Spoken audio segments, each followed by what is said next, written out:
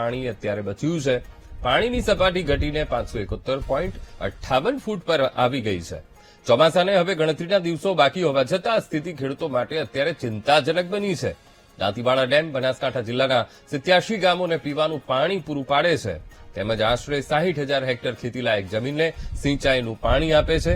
તો એક તરફ સતત ગરમી અને બાષ્પીભવનના કારણે દરરોજ પાણીની સપાટી ઘટી રહી છે. જો આ વર્ષે સમયસર અને પૂરતો વરસાદ નહીં પડે તો ખેડૂતોને સિંચાઈ માટે અને સ્થાનિક વહીવટીતંત્રને પીવાના પાણીની વ્યવસ્થા જાળવવા માટે મોટો પડકાર સર્જાઈ શકે છે.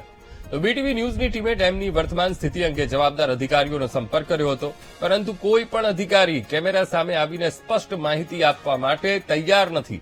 જો આ ચોમાસું નબળું રહ્યું તો બનાસકાંઠામાં પાણીની અછત વધુ તીવ્ર બની શકે છે. તમે સિંચાઈ માટે પાણી આપો. આ વખતે પણ ઇન્દ્રદેવ તરસ્યા હતા અને દાંતીવાડા ડેમ છલોછલ ભરાઈ ગયો હતો.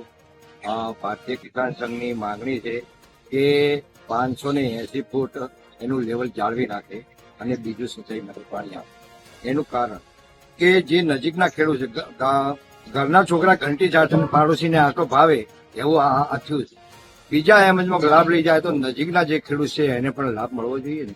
તો 580 ફૂટ તળિયો જાળવી રાખે તો નજીકના ખેડૂતને પણ એને સીધો લાભ થાય.